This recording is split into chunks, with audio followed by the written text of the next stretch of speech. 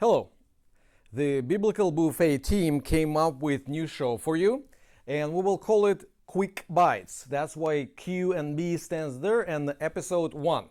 So today's episode will be, or we titled it, it's The Name of Adam. The name of Adam first is found in Book of Genesis, chapter 1, verse 26. In ESV, English Standard Version, we read, "Then God said, let us make man in our image, after our likeness, and let them have dominion over fish of the sea, and over the birds of the heavens, and over the livestock, and over all the earth, and over every creeping thing that creeps on the earth."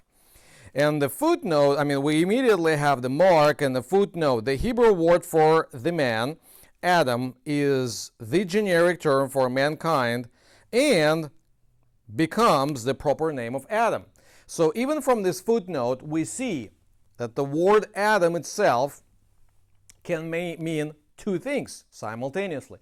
One is a generic term for mankind or whole humanity. So in Adam, God created whole humanity. Okay? Or it's a personal name. And probably some of us, some of you, do know people whose name is Adam. Okay? So that's one important thing.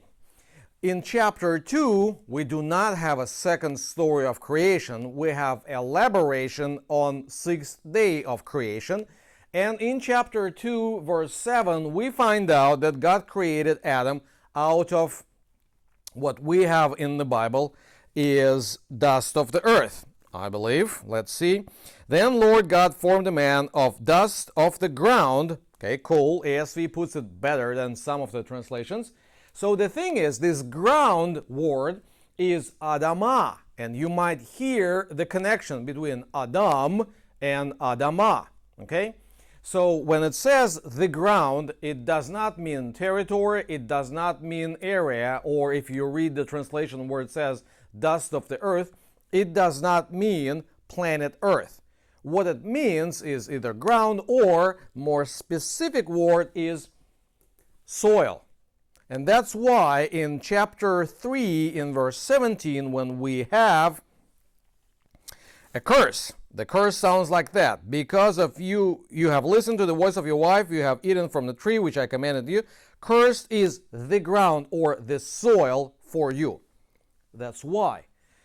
The redemption of this soil, the whole ground story, comes to us in at least two important verses that we need to know about. One of them is in the Gospel of Matthew in chapter 10, when Jesus sends his disciples to preach the good news.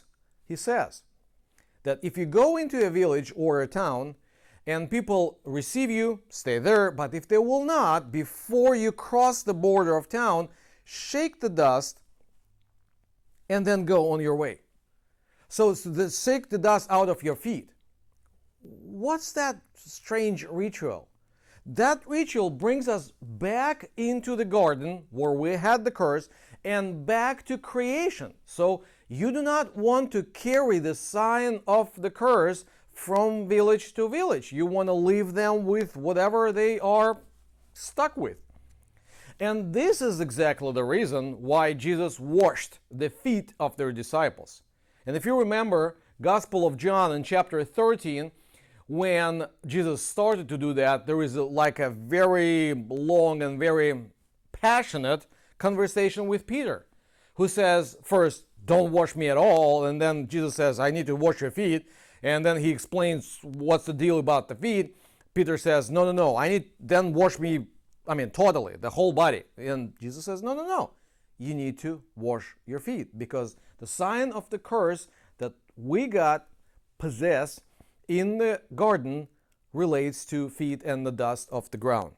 But there is one more important thing that I would like to share with you. Name Adam in Hebrew would be spelled kind of like this. Sorry for my penmanship. Is Aleph, Dalet, and Mem. So Adam, 3 letters.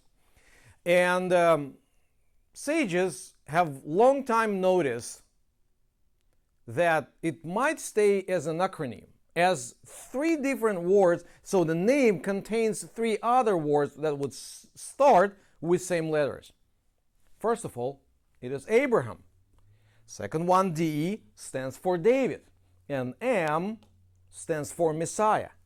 Maybe, we don't know is it true or not, but maybe that's what Matthew was thinking about when he started to write his gospel story. Chapter 1, verse 1. The book of genealogy of Jesus Christ, or Messiah, son of David, son of Abraham. So when we bring together the story of Jesus, we see how he is the second or greatest Adam who came to redeem the ground and the earth and everybody and everything which is on the earth. Stay blessed.